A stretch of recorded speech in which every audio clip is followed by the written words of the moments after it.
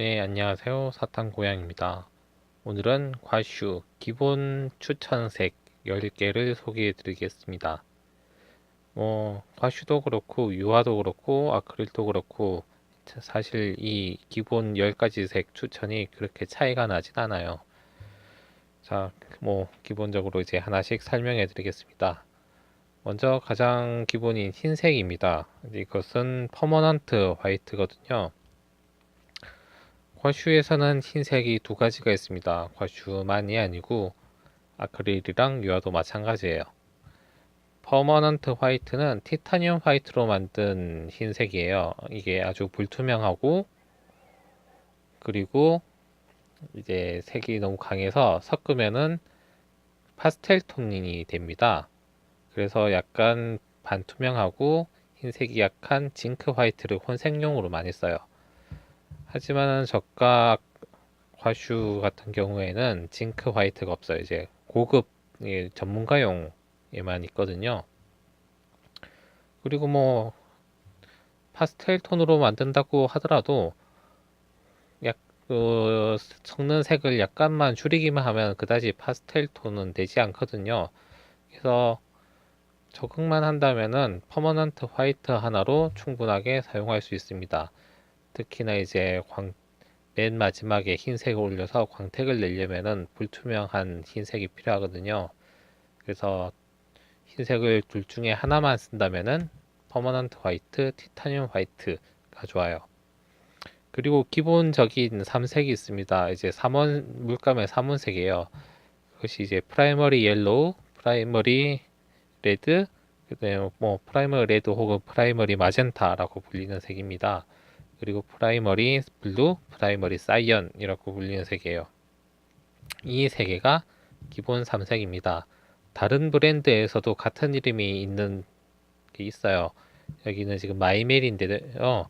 이 똑같은 프라이머리 옐로우, 프라이머리 레드, 마젠타, 프라이머리 블루, 사이언이라고 붙어 있습니다. 홀베인에서도 마찬가지 이름이 붙어 있어요. 홀베인은 약간 더 구분하기 쉽게 하기 위해서 프라이머리 화이트랑 블랙인 경우에 프라이머리 블랙이라고 했어요. 그 프라이머리 홀베인의 프라이머리 화이트는 이제 역시나 퍼머넌트 화이트고요. 블랙은 제트 블랙이라고 약간 여러 가지 이제 중성적인 블랙 색상이 있습니다. 이 프라이머리 색 중에서도 이제 프라이머리 로즈, 프라이머리 레즈, 마젠타 이 색의 경우에는 이제 가격이 비싸요. 이제 기본 색들은 이제 가장 1 시리즈, 가장 싼 시리즈인데요. 이제 빨간색, 내광성이 좋은 빨간색만은 이제 가격이 비싸갖고 이 기본색으로 하기에는 너무 비싸서 이제 저렴한 색의 기본색, 기본 빨간색을 내는 브랜드들이 많아요. 하지만은 이제 가격이 싼 대신에 내광성이 낮아서 이제 퍼머넌트 로즈라 불리는 이제 내광성 높은 기본 빨간색을 넣는 것이 좋습니다. 그러니까 내광성을 꼭 확인하고 구입하세요. 프라이머리라고 해서 꼭 내광성이 좋은 건 아니기 때문에 과슈는 내광성 낮은 물감들이 많이 섞여 있기 때문에 확인하는 것이 중요합니다. 자, 그리고 빨간색의 경우에는 이게 기본 컬러는 쿨톤인 컬러들이에요. 그래서 웜톤인 컬러가 하나 더 필요합니다. 쿨톤은 이제 섞었을 때 깔끔한 색이 나오고 웜톤은 약간 저채도의 색이 나오거든요. 그래서 혼색할 때 필요에 따라 두 가지를 쓰는 것이 좋습니다. 기본색, 가장 기본색인 프라이머리 색이랑 흰색이랑 블랙만 있으면 모든 색을 만들 수가 있긴 한데 이 색을 전부 네 가지 색을 섞어야 되는 일이 많아갖고 이제 중간 색이 필요하고 섞었으면은 이제 채도가 낮아지기 때문에 다른 이제 선명한 색을 만들려면은 다른 색의 물감이 있는 것이 좋아요. 자, 파란색의 경우 웜톤은 보통 울트라 마린을 많이 씁니다. 그리고 여기 프러시안 블루 이거는 꼭 있어야 되는 색은 아닌데요. 있으면 편한 색 중에 하나예요.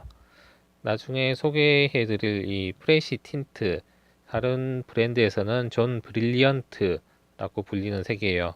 이 두 가지 색이 과슈에서 있으면 아주 편해요.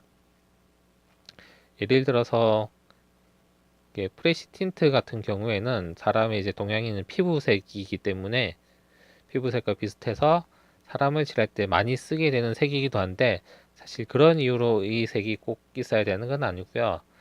이거 혼합을 하게 되면 중성적인 흰색과 달리 프레시 틴트는 약간 웜톤 계열의 색으로 바뀌어요. 웜톤 계열의 밝은 색으로 바뀝니다. 그래서 이제 햇빛이 비치는 그런 색을 만들 때 그러니까 그때 좋습니다. 반대로 프러시안 블루가 있는 이유는 그 반대예요. 이거 프러시안 블루를 섞으면 그늘이진 색이 그늘이진 색을 만들기가 쉽거든요. 그늘이진 색은 약간 푸른빛을 띠는 경우가 많아요. 실제로 푸른빛을 띠는 건 아니지만은 인간의 뇌가 푸른빛을 띈다고 인식하기 때문에 아예 물감에서 푸른빛을 띠게 색칠을 하면은 그것이 그림자로 보이게 되는 착시 효과를 냅니다. 그래서 이제 프러시안 블루를 섞으면은 그림자의 색, 응달의 색, 명암의 색을 내기가 쉬워져요. 그래서 이 두 가지 색은 가지고 있는 것이 편합니다. 그리고 번트 시에나가 있어요. 번트 시에나는 이 하나만 있어도 여러 가지 갈색을 만들기가 쉽거든요.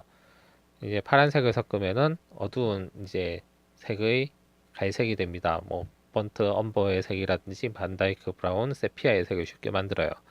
사실 뭐 검은색이랑 번트 시에나랑 섞으면은 어두운 갈색을 쉽게 만들 수가 있거든요. 그리고 노란색을 섞으면은 옐로우 오커 같은 노란 계열 색을 만들 수가 있고요. 빨간색을 좀 더 섞으면은 이제 버건디류의 색을 만들 수가 있습니다. 뭐, 옐로우 오커를 기본으로, 그러니까 여기 윈즈앤 뉴튼 10색 세트를 사면은 갈색으로 기본색으로 옐로우 오커가 들어있는데요. 개인적으로는 그게 다른 갈색을 만들기가 제일 쉬운 색이 번트 시에나였어요. 그래서 번트 시에나를 추천합니다. 그리고 과슈의 기본색은 검은색이 들어있는데요. 사실 검은색은 없어도 됩니다. 하지만 없으려면은 삼원색이랑 색을 섞었을 때 어떤 색이 나오고 이제 어두운 색은 어떻게 만드는지 이론적으로 잘 알고 있어야 돼요. 그래야지 이제 검은색이 필요가 없어지는데 그걸 다 익히기 어렵기 때문에 특히나 초보자분들은 그렇죠. 그래서 검은색이 하나 있는 것이 좋습니다. 검은색을 아주 살짝 섞기만 하더라도 보색을 섞은 듯한 효과가 바로 납니다. 이제 보색을 외울 필요가 없죠. 그래서 하나 있으면은 아주 편하게 어두운 색을 만들 수가 있어요. 물론 이제 보색 섞은 것보다 약간 단조로운 그런 경향은 있습니다. 검은색, 생색을 쓰면은 이제 검은색이 너무 강해서 시선이 글로 뺏기기 때문에 그것은 뭐 별로 추천하지 않는, 초보자에게는 추천하지 않는 그런 것 중에 하나입니다. 여기서 초록색이 지금 없죠? 초록색을 하나 추가하고 싶으시다면 셉그린을 하나 추가하면 좋습니다. 복합 알류고 노란색과 파란색이 섞여 만든 물감이긴 한데요.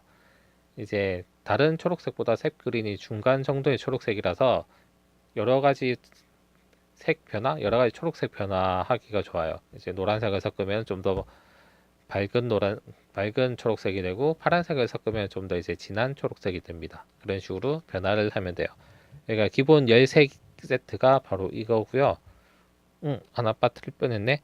지금 여기 웜레드 계열로 저는 이제 카드뮴 스칼렛을 썼는데요.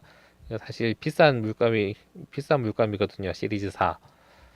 그래서 보통 초보자분들은 그 시리즈 1인 플레임 레드 아니면 뭐 다른 저렴한 가격의 웜레드를 선택하는 것이 좋습니다.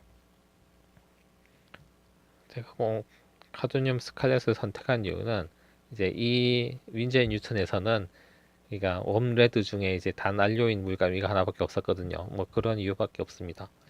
꼭 단안료 물감을 쓸 필요는 없어요. 이게 과슈 같은 경우에는 그렇게 이제 단안료나 복합안료나 이런 특징 차이가 그렇게 크게 나타나지 않는 편이거든요. 그래서 굉장히 쓰기가 편한 그런 물감이 과슈입니다. 여기서 이제 자신이 원하는 색 한 두세 가지 정도 섞으면은 12색 세트가 완성이 됩니다. 특히 과슈는 왜 이렇게 최소한의 색을 추천해 드리냐 하면은 이제 과슈는 튜브에서 바로 짜서 쓰기 때문에 색이 많으면 이제 관리하기가 곤란해요.